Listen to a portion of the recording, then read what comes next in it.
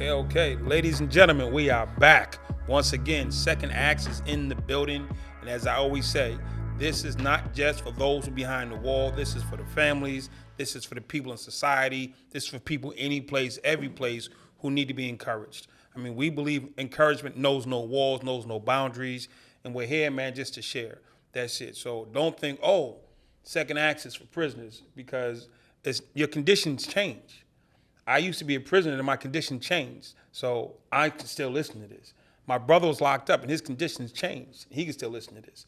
My son has never been locked up and he can listen to this. So it's for everybody who's out there, who's just struggling, whatever prison that you live in, mentally, physically, emotionally, or in addiction. We just want to help you and let you know that we care about you. We want to see you and help you do better. That's it. And today, I'm saying it's that day. You know what I'm saying? It's that day. We are here in Hotlanta. You know what I'm saying? We have none other than the first Gospel Grammy Award winner. Did I say it right? In hip hop, for sure. Yeah. As a rapper, yeah. No, listen. Yeah. We're taking that. It hasn't been done. It's been done. Well, it's been done. It's been done. Yeah. And you did it. Yeah, I'm grateful. How did that feel? It was crazy, man. I didn't anticipate it. I didn't expect it. I was just glad to make music. I was trying to make music for the people, and it went further than I ever expected. And for those who say, well, okay, he's the first hip-hop Grammy Award winner, which is phenomenal. I'm saying, let me give him a proper introduction. There's none other than a legendary rapper, Lecrae. Appreciate you. Thank you for having me. We're here together. Yeah, okay, right on. We're actually in your building. You are. This is true. We're actually in your building. That's very true. And I appreciate you. Your building's phenomenal, man. Thank you, man. This is a really nice space, and your staff and your team's been completely, man, hospitable, and we appreciate being here. I think they're the best in the city. So starting off, what we do is we share with the people. Okay. And a lot of those locked up are definitely going to get this, and some in society, because we play on all platforms. Right. We're not just on JPay. We're on all platforms. Right. So my mother listens to this. Yeah. So work with me. All right. Mom Deuce is going to listen to this, right, and she's going to be like, okay. Yeah. And my sister's going to have commentary on you, right, because that's what they do. They critique everything I do and everybody I rock with. So what would you want to say to your people that's listening to you, your family? Oh, man. First of all, I just appreciate y'all. And obviously, I mean, you hit on a lot of great things in terms of just, you are not your number. You're not identified by where you are. You are not your circumstance, And I will hope that, I want to see people as individuals and share, and be, I make music for the people. I give my time, effort, energy for the people, and their circumstances don't dictate whether or not, they should have access to that. So, told me, you're a believer. You're making hip hop rap. That kind of makes you a believer. Yeah. So, why? Why what? Music? What does Jesus mean to you? Oh man! Oh my goodness! I mean, not the music. Music is a vehicle. Yeah. But why Jesus? You got to understand the way I grew up. I didn't grow up in the church.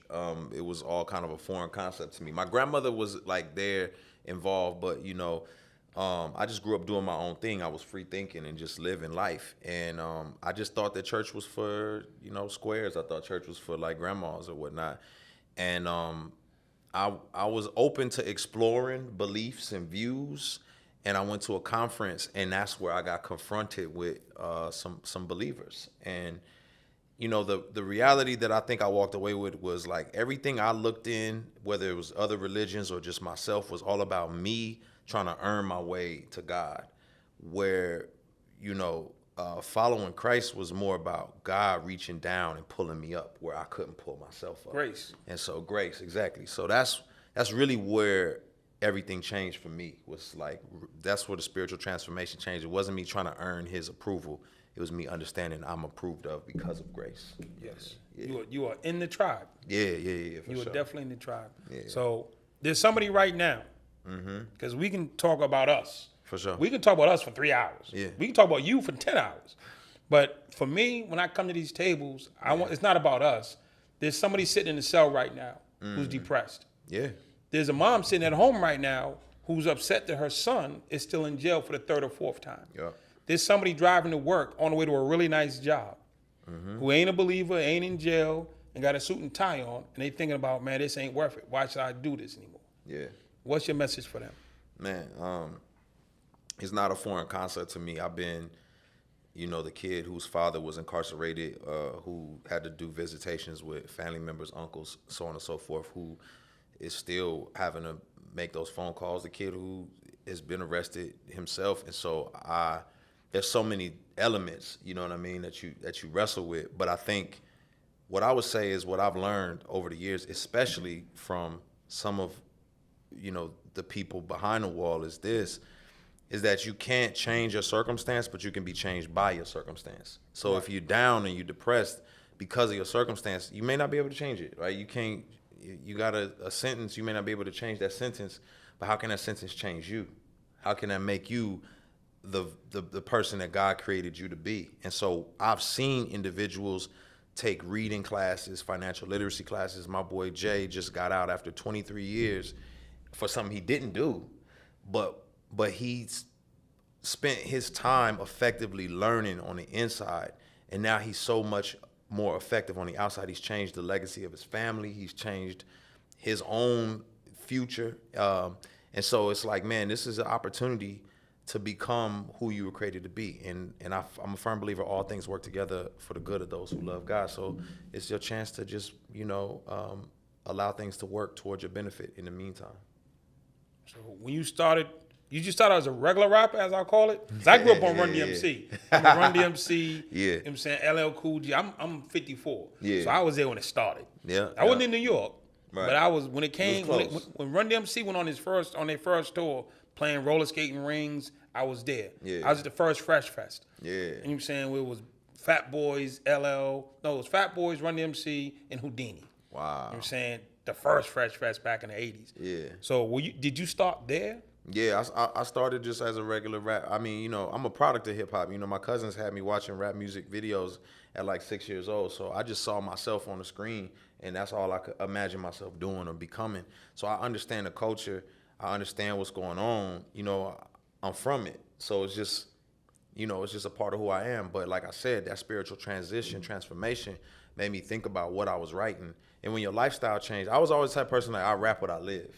Gotcha. So you would never hear me rapping about something I didn't live. And when my lifestyle changed, my words had to change. You know what I mean? So Gotcha. I began to rap about the transformation that was happening and just being honest about it and relatable. I'm not trying to be something I'm not. I'm not a pastor, but I'm somebody who's been transformed, and I want people to hear that story. So Tell us the story.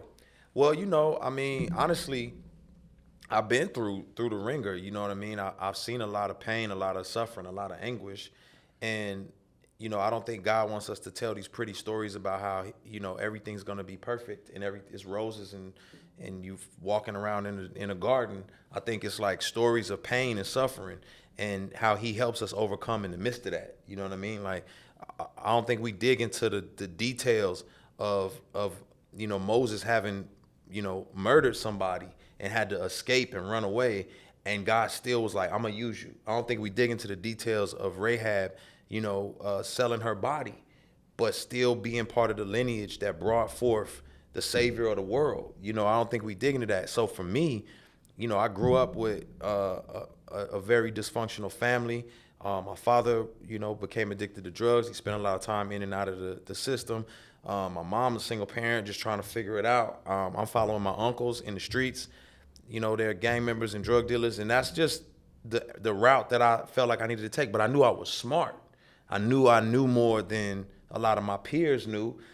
But just having access to use that ability, that creative and intellectual ability, and man, I was just blessed because something, I had aunts who exposed me to stuff. You was talking about your son traveling the world. My aunt got to teach in Tokyo. She sent me a postcard. It changed my life because I didn't know we could go to Tokyo. Right. You know what I mean? So Can we right, go to Tokyo? exactly. We can go to Tokyo. I've been twice already. Now, Okay. you know what I mean? It's on my list.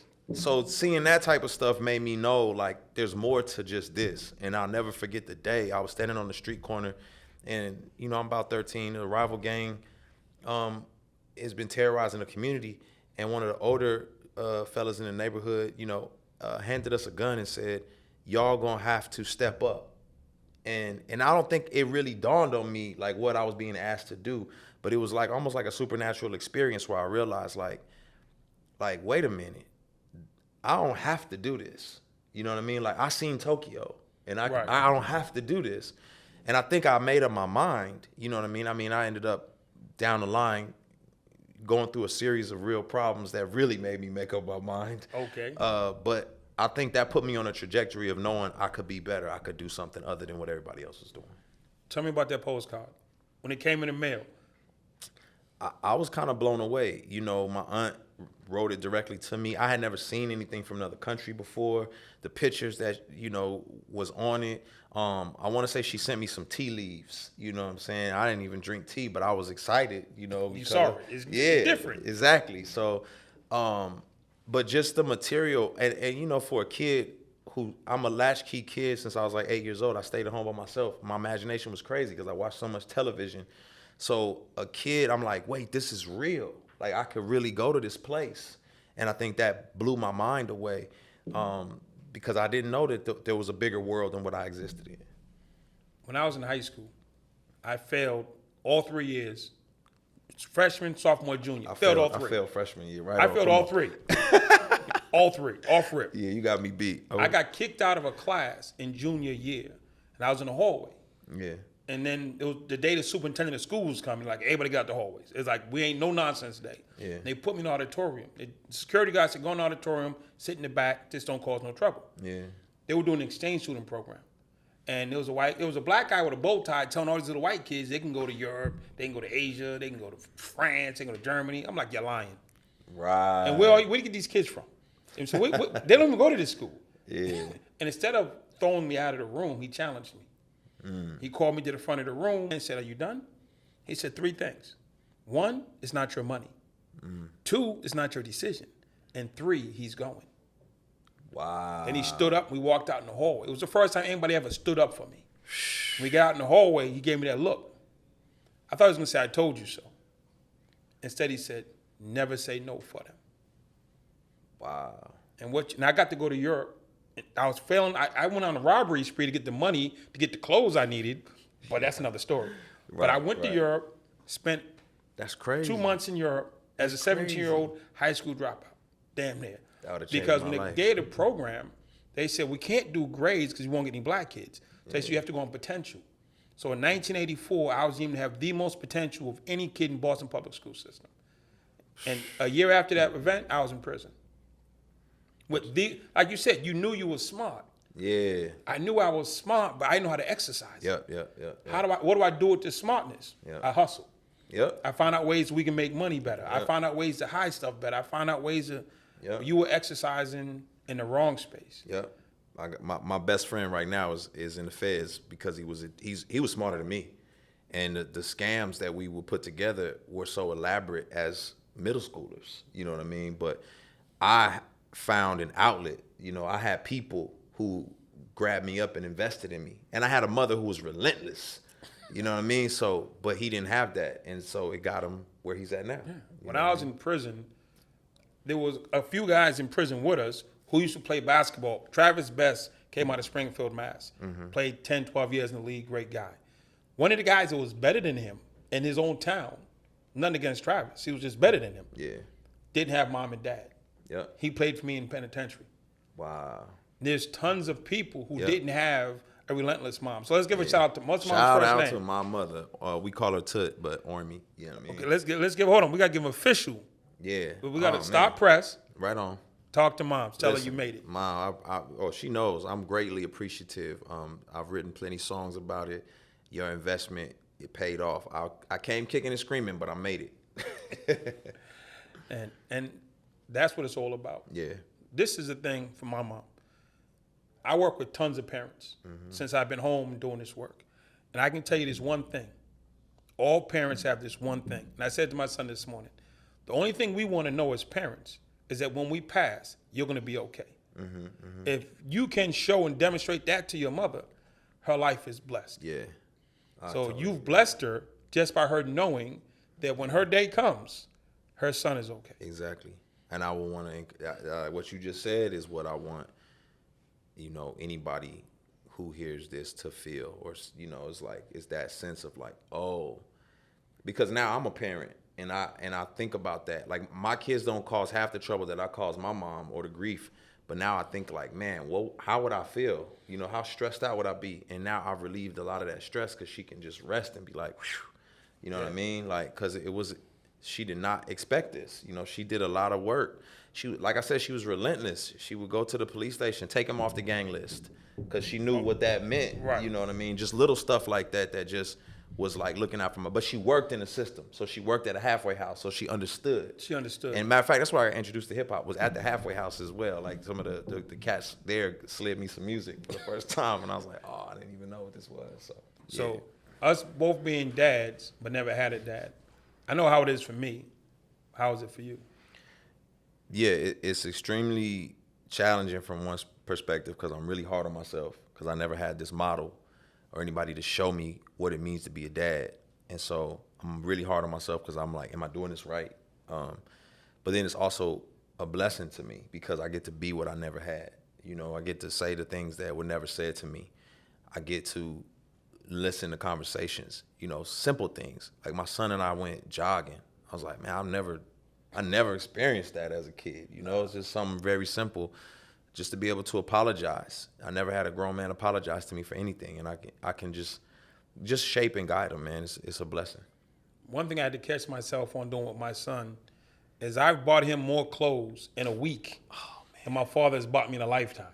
Yeah. And I had to catch myself and keep telling him, your grandfather has never done this for me. It was more my issue than his. I was giving him my issues in the sense of, I thought I was making a point, and I do this as a speaker. I always tell people, never try to make a positive out of a negative. Don't teach positivity from negative lessons. But I'm teaching my son because it was a me thing. Your grandfather never took me anywhere.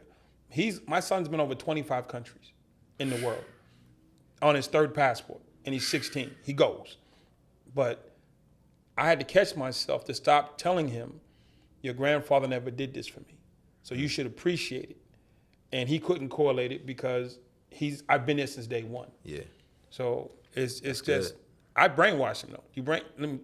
Since you said nobody ever put you up on game. Yeah. I come out from the hood struggling. Everybody in the hood struggling. So I got my son. I'm doing okay. House, good wife, all that. I said, well, nobody ever pushed education to me. So I said to my son when he was little, he just talked. I said, you want some candy? He said, yeah. I said, tell me where you go to school. He says, I don't know, Dad. Shady Hill. I said, where you going next? He says, I don't know. He said, want some more candy? I said, say Phillips Andover. Where you going after that? He says, I don't know. Want some more candy? Say Harvard. Business degree, law degree. So since he could talk, my son would tell you he's going to Shady Hill, Phillips Andover, Harvard, business degree, law degree. Since he could talk. Wow.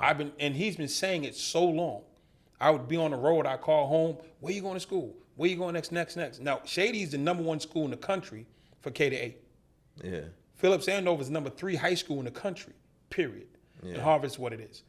So I had him saying these words before he understood them.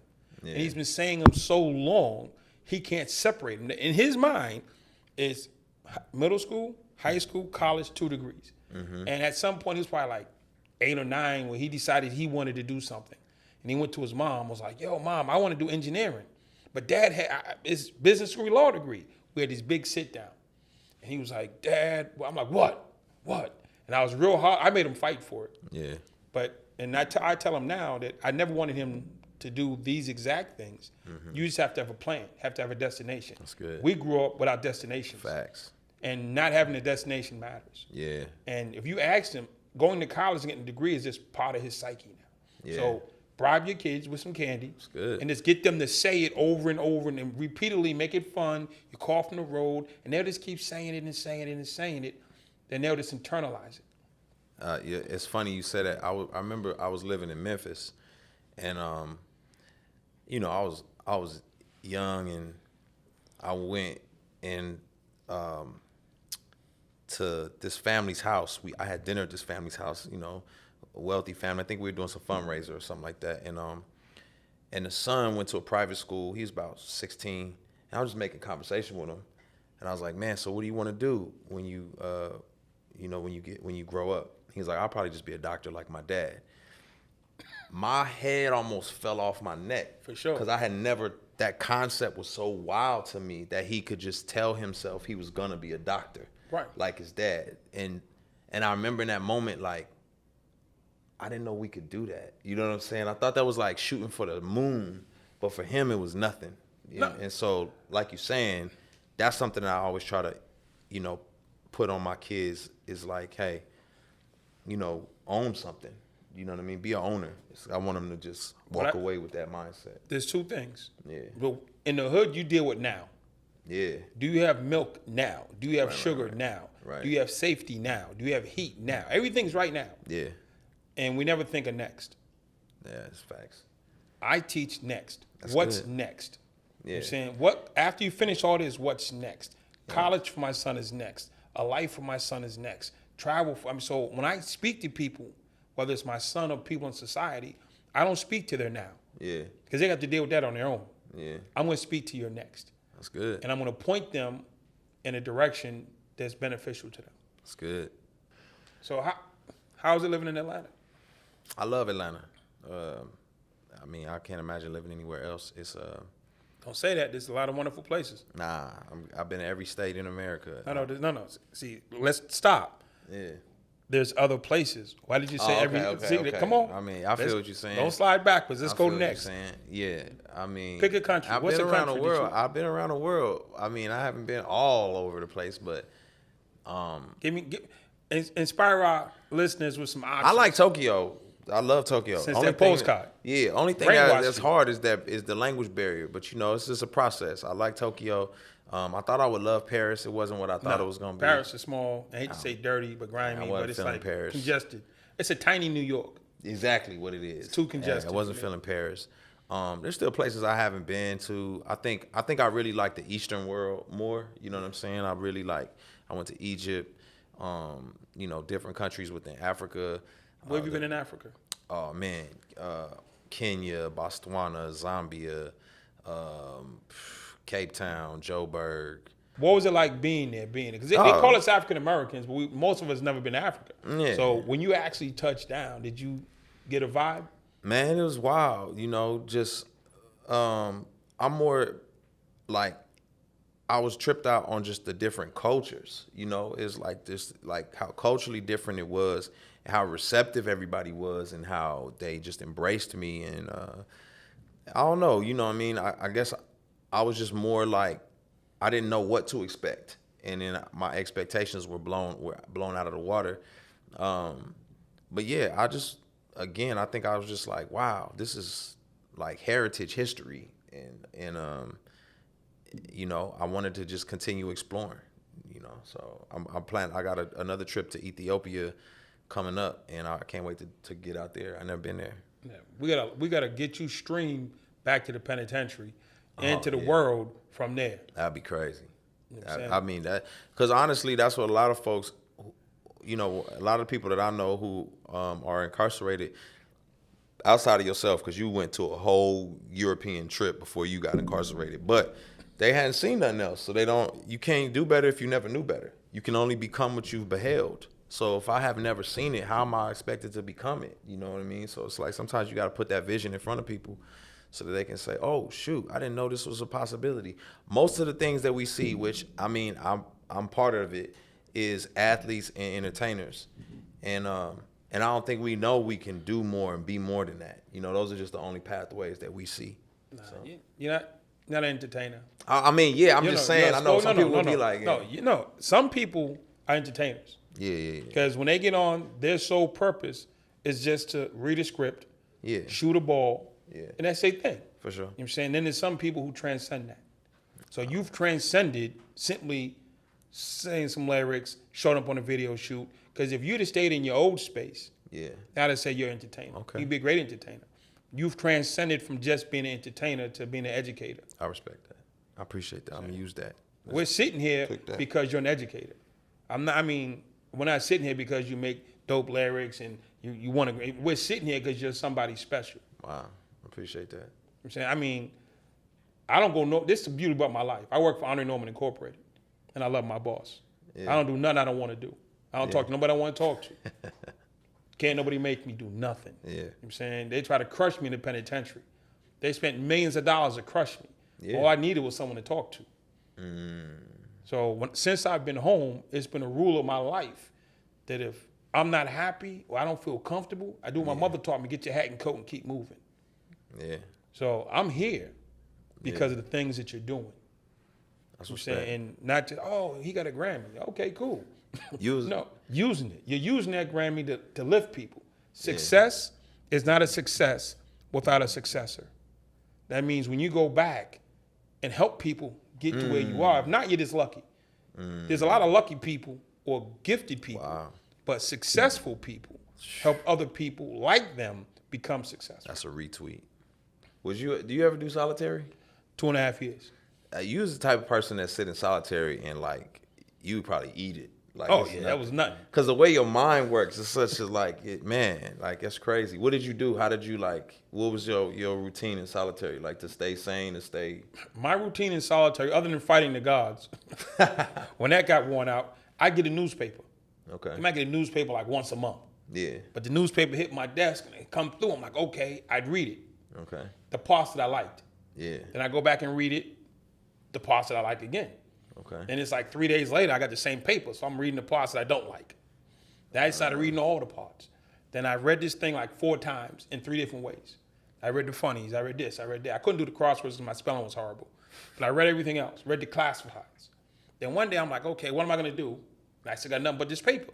So I went in the paper and I started solving the problems that I saw in the paper. Wow. It's like, okay, they're having this issue with parking on this side of town. Well, what would I do? Well, they're having gang issues over here. Well, what would I do? They have a problem with the teachers pay and they want to strike. How would I approach that? And I sat there, had nothing but time, 24 hours a day for 2.5 years with maybe one newspaper, figuring out the solutions. That's crazy. And then once I thought I had a solution, there was a dude next door to me named Junior, and he was on heavy medication. Kid you not. He had an order to force medicate him if he didn't take his meds. Wow. Because he came off his meds, he hurt people. Yeah. And I'd say, Junior, like, what's up, Dre? And I run my solution by Junior. Yo, this is how I fix the school teacher thing. This is how I fix, this motivation thing for this company. Yeah. And when Junior Chung could understand completely what I was saying and articulate it back to me, I knew I had a winner.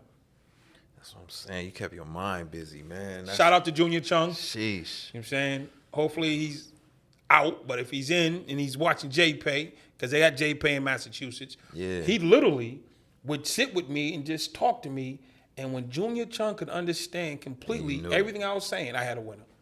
I didn't impress smart people. I impressed Junior. That's what it's about, man. So solitary, I watch people go crazy, watch people hang themselves, set themselves on fire. I mean, to be locked in a cell 24 hours a day with nothing. For 8 months, I ran for myself.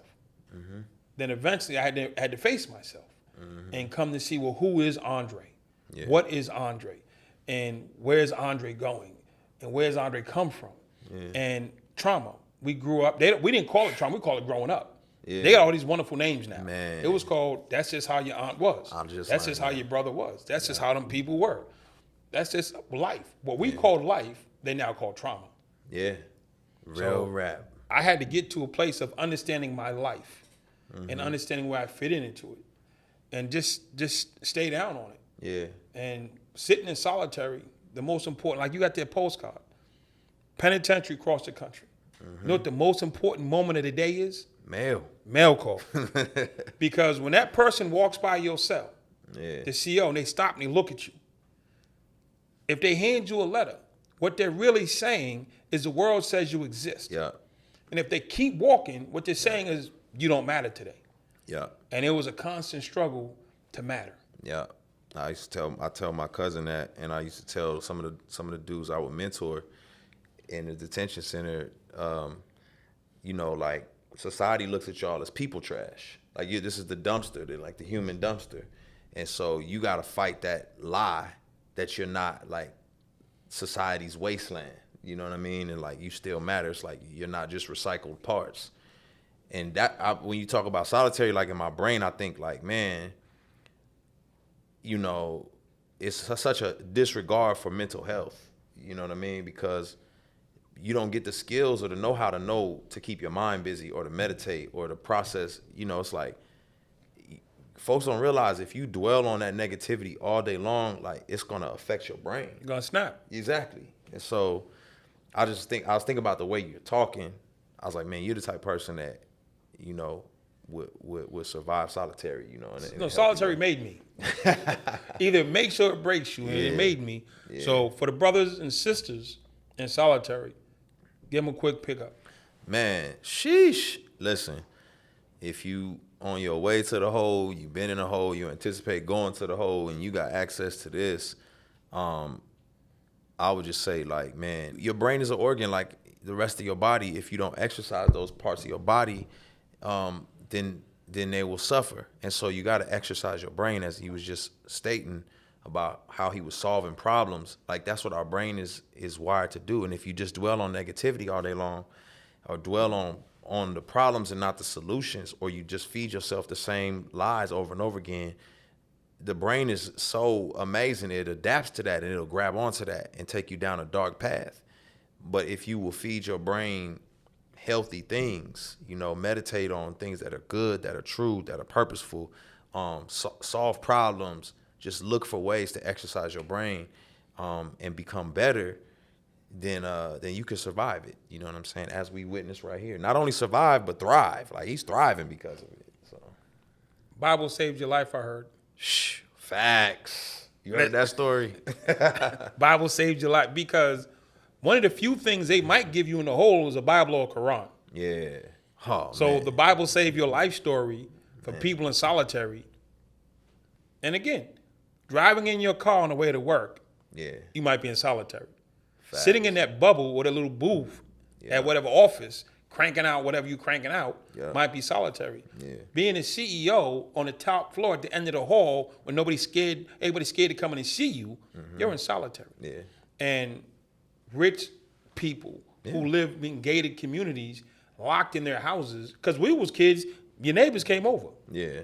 I hear the story about Luther falling out and being on the floor for 3 days. You couldn't happen in the hood. There'd have been somebody in your house every 20 minutes. They'd have found you in 15 minutes. Yeah. You can't fall out in the hood and nobody finds you. Yeah.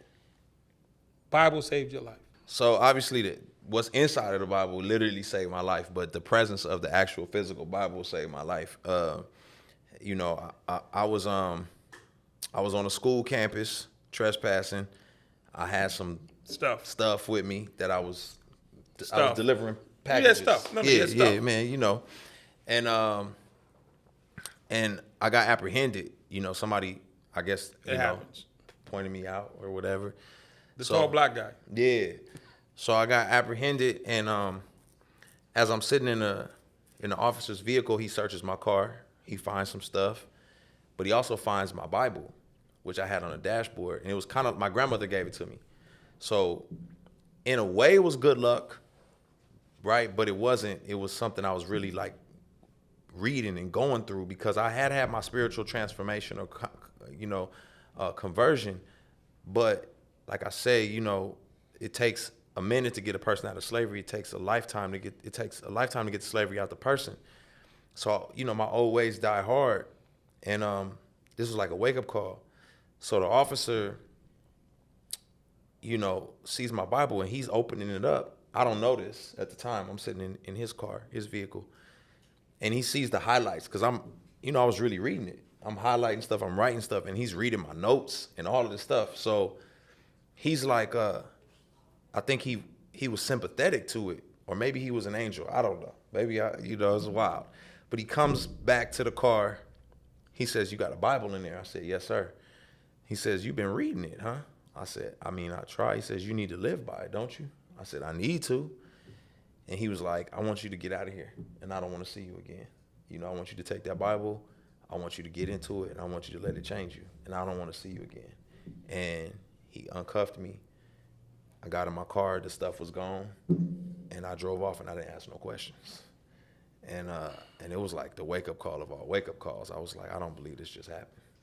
So it was crazy. Then you went from that.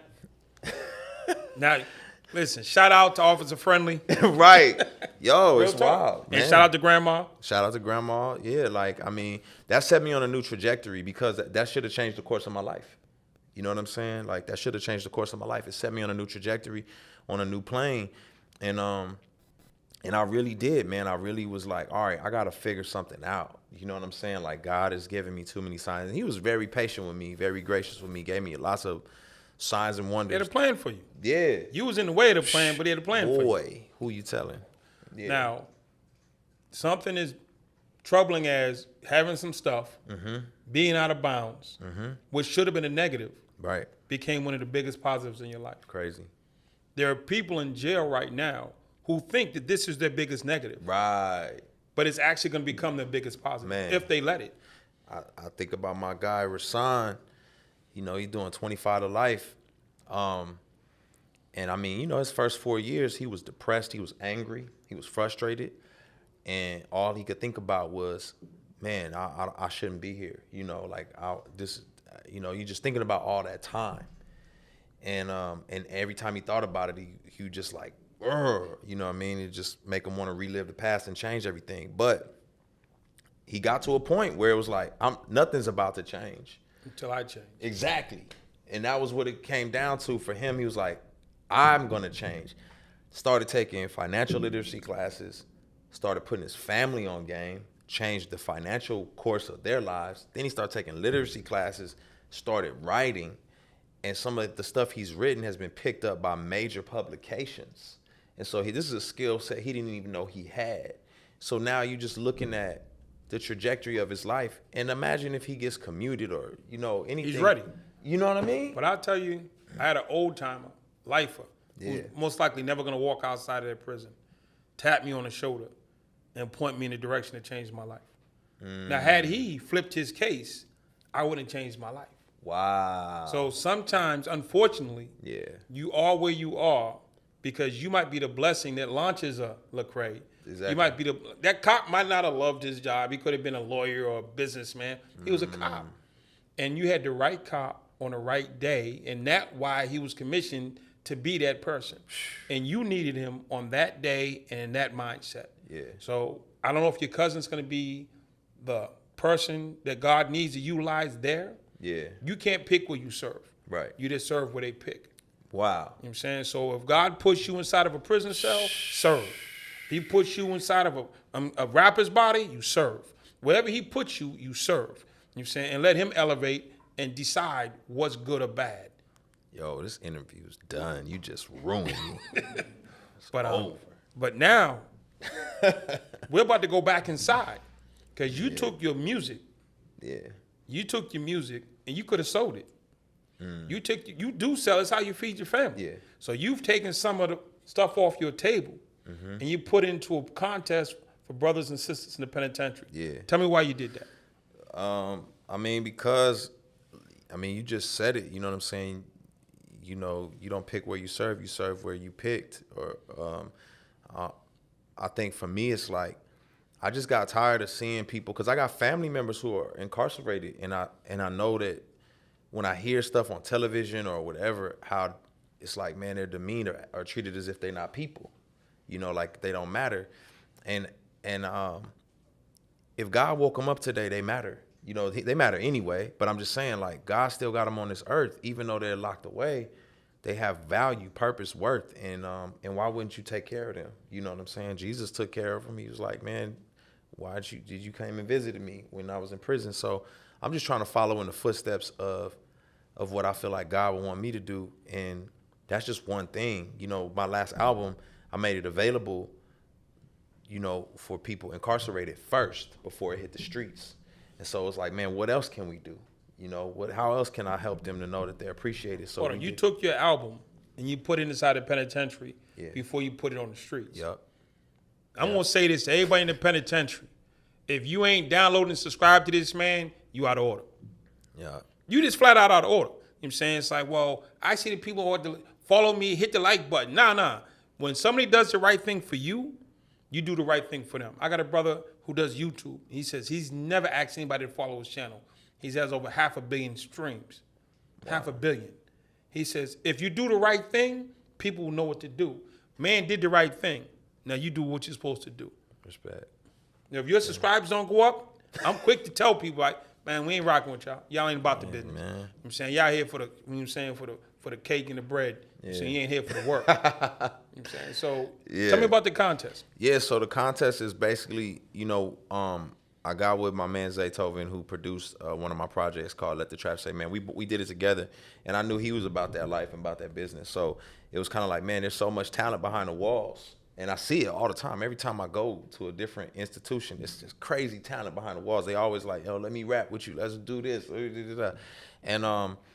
And that talent doesn't get exposed. So it's like, hey, what we're gonna do is create a contest. Zaytoven gonna provide the beats. We're gonna give y'all the opportunity to create some original music. We're gonna see, you know, highlight those individuals that shine, you know what I mean? And then I'm hopping on the song and we putting it out, you know what I mean? And so to highlight that particular individual. Do you know, beyond the person who wins, how many people win? Everybody. Because you're creating a movement. Yeah. I'm not worried about the winner. Yeah, I'm talking about what's happening along the way. yeah. So explain to me what you think the process is behind the wall for all the people. There's over 500,000 people who have access to this contest. Right. What do you think they're doing? I mean, honestly, like, you talking about in terms of how they win? No. What they're doing, the guys and the ladies who are going to be part of this. Yeah. What do you think they're doing right now? Oh, they working on their song. Instead of? Whatever they could be doing. It's focusing on the negative. And guess what other people are doing who are around them? Rooting for 'em, watching cheering them. for 'em. Yeah, you know what I mean? They're Being inspired witnessing. by 'em. You're creating witnesses. Yeah. And this ain't a LeBron thing. We love LeBron. But you're creating witnesses. Yeah. Because if they're in their rooms or in their public areas working on their music, everybody's watching them. You understand that? Did you understand? Did you understand I that? definitely get you. No. They By watching. they're sitting down writing gospel lyrics Yeah. inside of hell.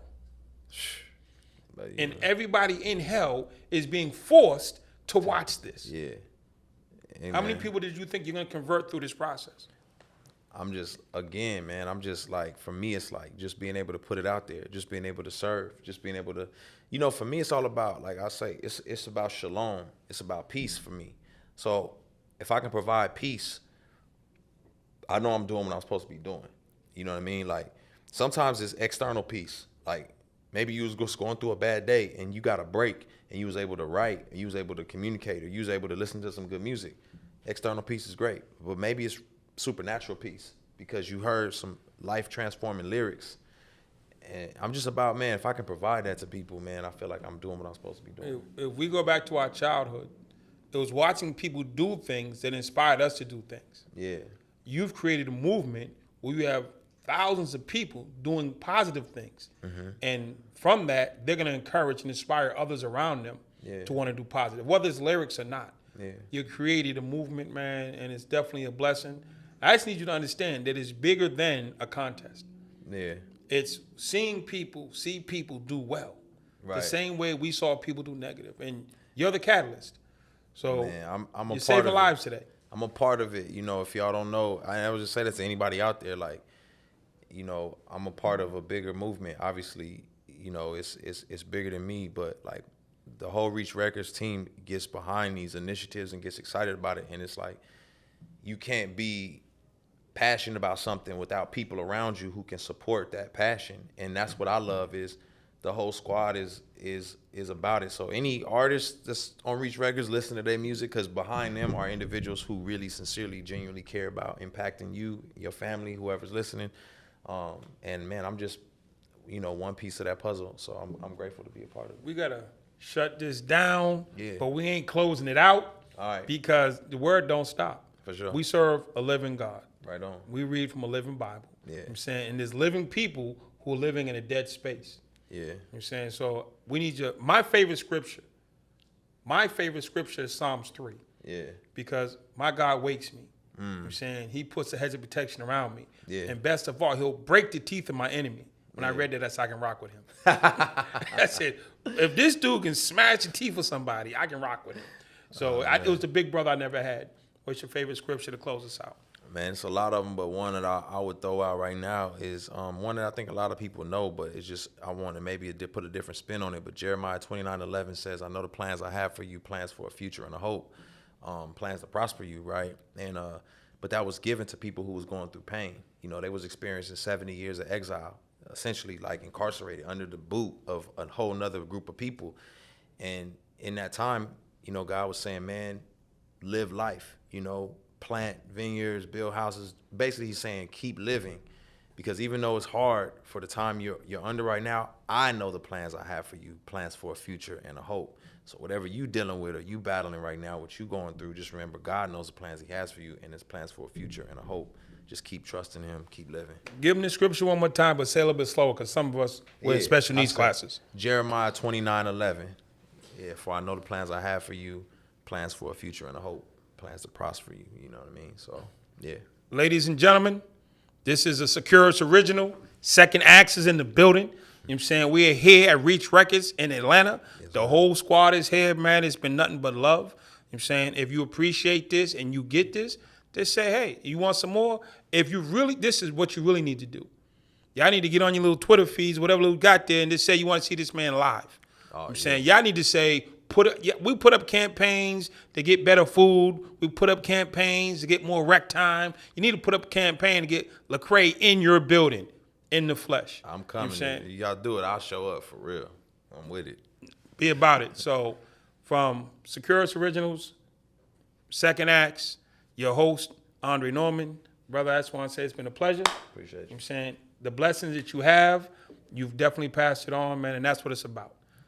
Great. So, ladies and gentlemen, till the next time we see you, wherever you might be, know that we're thinking about you, we care about you, and if you need some help, reach out. We're here for you in real time.